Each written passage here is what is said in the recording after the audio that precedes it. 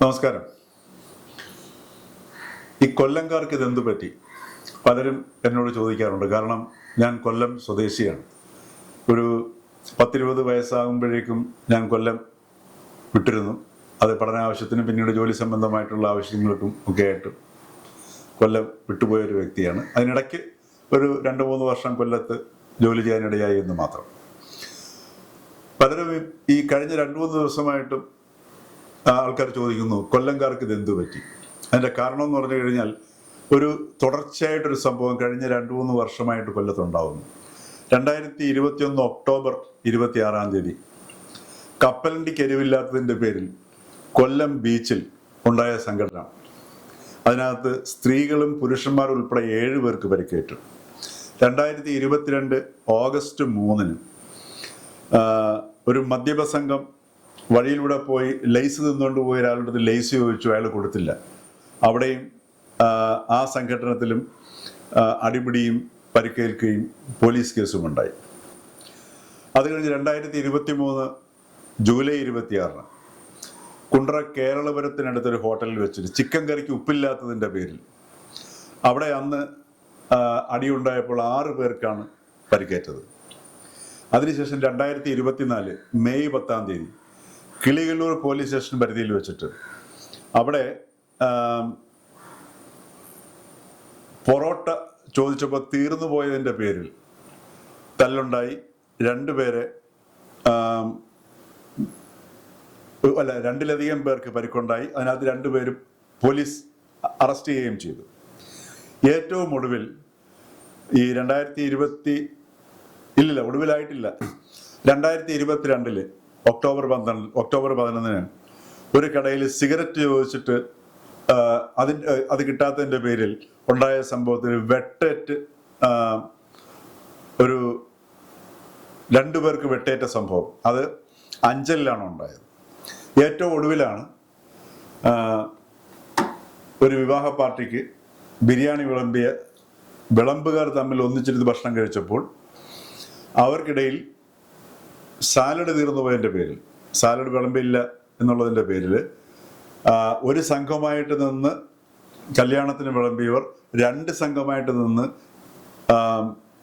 തമ്മിലടിച്ച് പരിക്കുപറ്റി ആശുപത്രിയിൽ കൊണ്ടുപോയി ആശുപത്രിയിലാക്കേണ്ട ഒരവസ്ഥയിലേക്ക് വന്നിരിക്കുന്നു.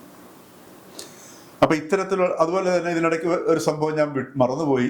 എന്താണെന്ന് വെച്ച് കഴിഞ്ഞാൽ, കഴിഞ്ഞ 2 വർഷത്തിന് മുമ്പാണെന്ന് തോന്നുന്നു, ഒരു കല്യാണത്തിന് പപ്പടം ചോദിച്ചിട്ട് കിട്ടാത്തതിൻ്റെ പേരിൽ അവിടെയും തമ്മിലടിയുണ്ടായി, സദ്യാവേള അലങ്കോലപ്പെടുകയും ചെയ്തു. അപ്പം ഇതെന്തുകൊണ്ടാണ് ഈ കൊല്ലത്ത് ഇങ്ങനൊരു സംഭവം ഉണ്ടാവുന്നത്? ഇത് കൊല്ലത്ത് എനിക്ക് തോന്നുന്നു, ഈ കൊല്ലം പണ്ടൊക്കെ നമ്മൾ കൊല്ലത്ത് നിന്ന് പുറത്തു പോകുമ്പോൾ പുറമേ ഉള്ളവർ ചോദിക്കുന്നു, കൊല്ലം എന്ന് വെച്ചാൽ വിപ്ലവകാരികളുടെ നാട്, വിപ്ലവത്തിൻ്റെ നാട്.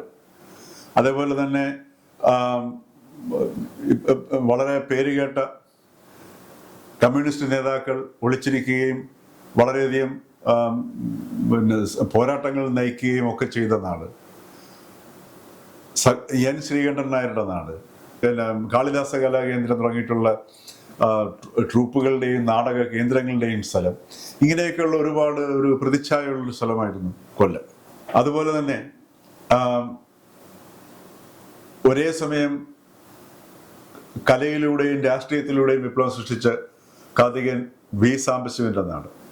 ഇങ്ങനെയൊക്കെയുള്ള കൊല്ലത്തിനൊരു വലിയ ഒരു പെരുമയും ഒക്കെ കേൾക്കുന്ന സമയത്ത് അന്ന് നമുക്ക് വളരെ അഭിമാനം തോന്നുമായിരുന്നു. ആ കൊല്ലത്ത് നിന്നാണ് ഈ ഒരു വാർത്തകൾ ഇപ്പോൾ വന്നുകൊണ്ടിരിക്കുന്നത്. ഇന്ന് ഈ ചോദ്യം ചോദിക്കുമ്പോൾ, കൊല്ലംകാർക്ക് ഇതെന്ത് പറ്റി എന്നുള്ള ചോദ്യം നമ്മളുടെ അടുത്തേക്ക് അല്ലെങ്കിൽ നാം കേൾക്കുന്ന സമയത്ത്, ഇത്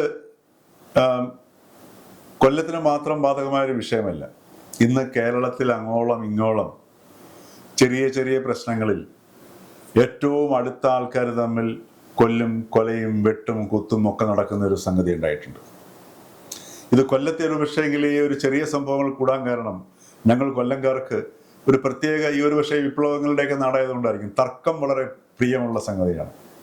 ആരും വിട്ടുകൊടുക്കത്തില്ല, അങ്ങോട്ടും ഇങ്ങോട്ടും ഭയങ്കര തർക്കമായിരിക്കും.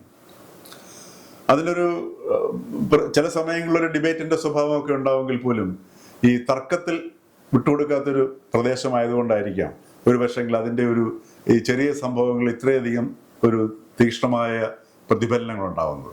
പക്ഷെ അത് ഇന്ന് കൊല്ലത്ത് മാത്രമല്ല, മലയാളികളുടെ മുഴുവൻ ജീവിതത്തിൽ ഈ ഒരു പ്രതിഭാസം നമുക്ക് കാണാൻ കഴിയുന്നു. അതിൻ്റെ വാർത്തകളാണ് അനുദിനം പുറത്തേക്ക് വരുന്നത്. ഇതിൻ്റെ എല്ലാം പിന്നിൽ പ്രവർത്തിക്കുന്നത് കലിയാണ്. ഇന്ന് നാം കേരളത്തിൽ കാണുന്ന വേടന് കിട്ടുന്ന ആ ഒരു അംഗീകാരത്തിൻ്റെ പിന്നിലും, അതേപോലെ തന്നെ വേടനെ എതിർക്കുന്ന ശശികല ടീച്ചറുടെ ഭാഷയിലാണെങ്കിലും, വേടനെ അനുകൂലിക്കുന്ന കേരളത്തിലെ മറ്റെല്ലാ രാഷ്ട്രീയ നേതൃത്വത്തിൻ്റെ അനുകൂല സ്വഭാവത്തിലുമൊക്കെ എല്ലാവരെയും നയിക്കുന്നത് ഈ ആങ്കർ അല്ലെങ്കിൽ കലി എന്ന ഒരു വൈകാരിക ഘടകമാണ്. ഇത് ഓരോ കുടുംബങ്ങളിലും ഓരോ വ്യക്തിയിലും മലയാളിക്ക് താങ്ങാനാകാത്ത ഒരവസ്ഥയിലേക്ക് കലി എത്തിയിരിക്കുന്നു എന്നുള്ളതാണ് വാസ്തവം.